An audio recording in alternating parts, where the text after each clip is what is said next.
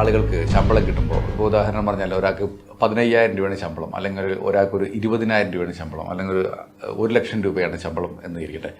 അപ്പോൾ അങ്ങനെയുള്ള ആളുകൾ എങ്ങനെ പൈസ സ്പെൻഡ് ചെയ്യണം എന്നുള്ളതിനെ കുറിച്ചിട്ട് പല ആൾക്കാർക്കും ഒരു ധാരണയില്ല. അപ്പോൾ ഇതിൽ നമ്മൾ ആദ്യം ചെയ്യേണ്ട കാര്യം വെച്ചാൽ, ഇപ്പോൾ ആർക്കായാലും ഇപ്പോൾ 10,000 ആണെന്നുണ്ടെങ്കിലും 15,000 ആണെന്നുണ്ടെങ്കിലും ആദ്യം ചെയ്യേണ്ട കാര്യം, നമ്മൾക്ക് ഒരു ധാരണ ഉണ്ടാവണം എനിക്ക് മാസത്തിൽ എത്ര രൂപ ചിലവ് വരും.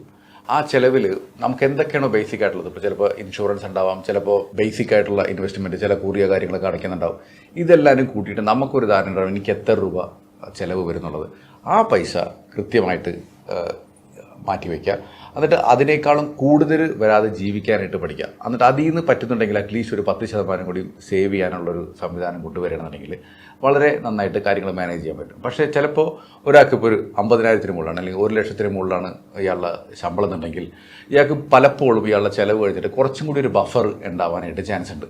അപ്പോൾ ഇദ്ദേഹം ചെയ്യേണ്ട കാര്യം വെച്ചാൽ എനിക്കെങ്ങനെ എൻ്റെ ഒരു ചിലവ് ഒരു 50% നിർത്താം എന്ന് ആദ്യം നോക്കാം. അങ്ങനെ ഇയാൾക്കൊരു 50% നിർത്താനായിട്ട് പറ്റുകയാണെന്നുണ്ടെങ്കിൽ വളരെ നന്നായിട്ട് ഇയാളുടെ സേവിങ്സും ഇൻവെസ്റ്റ്മെൻറ്റും ഒക്കെ കൊണ്ടുവരാനായിട്ട് പറ്റും.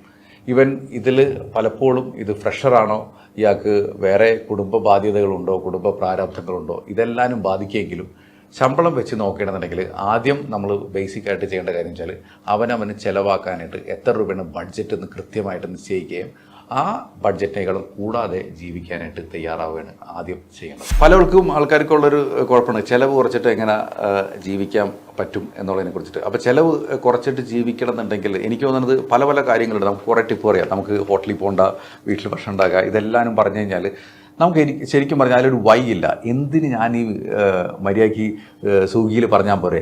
ഇപ്പോൾ നമ്മൾ ഒരു ക്വിക്ക് എക്സാമ്പിൾ നമ്മൾ പറയണമെന്നുണ്ടെങ്കിൽ പണ്ടൊക്കെ എനിക്ക് തോന്നുന്നു നമ്മളൊക്കെ ജനിക്കണേക്കാളും മുന്നേ വീട്ടിൽ ഇപ്പോൾ യൂറോപ്പിലൊക്കെ പോകണമെന്നുണ്ടെങ്കിൽ ബ്രെഡ് അവരുണ്ടാക്കിയിട്ടാണ് കഴിച്ചിരുന്നത്.